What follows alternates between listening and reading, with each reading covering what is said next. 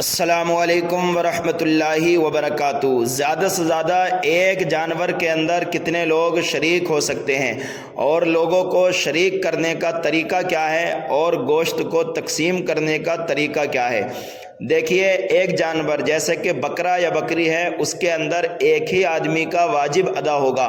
جیسے کہ کچھ لوگ ناعلمی کی وجہ سے ایک بکرے کے اندر پورے گھر والوں کی قربانی کرتے ہیں، پورے گھر والوں کی طرف سے اس بکرے کو ذبح کرتے ہیں، اس طرح سے ان کی قربانی نہیں ہوگی۔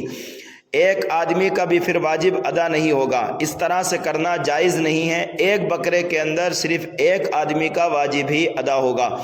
اور اگر بڑے جانور کے اندر ہم قربانی کر رہے ہیں جیسے کہ بیل، اونٹ وغیرہ، تو اس کے اندر زیادہ سے زیادہ 7 لوگ تک شریک ہو سکتے ہیں۔ 7 سے زیادہ لوگ اس کے اندر شریک نہیں ہو سکتے۔ اگر 7 سے زیادہ لوگ شریک ہوئے تو پھر کسی کی بھی قربانی نہیں ہوگی۔ 7 لوگ ہی بڑے جانور کے اندر شریک ہونا یہ ضروری نہیں ہے، 7 سے کم بھی ہو سکتے ہیں، جیسے کہ 6، 5، 4، 3۔ لیکن اس کے اندر کسی شریک کا بھی حصہ جو ہے 7ویں حصے سے کم نہیں ہونا چاہیے۔ مثال کے طور پر ایک بڑا جانور ہے جس کو ہم نے ذبح کیا، اس کے اندر 70 kg گوشت نکلا۔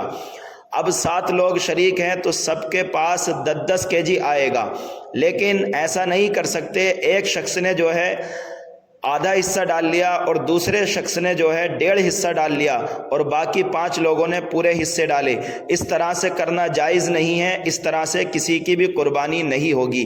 اگر 6 لوگ شریک ہوئے ہیں تو اس میں حصہ کرنے کا طریقہ یہ ہوگا کہ ایک شخص نے جو ہے 2 حصے لے لیے اور باقی 5 لوگوں نے پورا حصہ ڈال لیا۔ اس طرح سے قربانی کرنا جائز ہے۔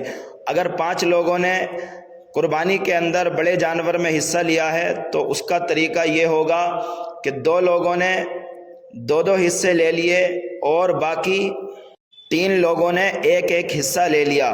اس طرح سے قربانی کرنا بالکل جائز ہے، لیکن کسی کا حصہ بھی جو ہے 7ویں حصے سے کم نہیں ہونا چاہیے۔ جیسے کہ مثال دے کر کے بتایا تھا کہ ہر آدمی پر 10 kg گوشت آئے گا۔ اگر 70 kg جانور کے اندر گوشت نکلا ہے تو کسی کا حصہ بھی 10 kg سے کم نہیں ہونا چاہیے۔ اس بات کا خاص خیال رکھیں۔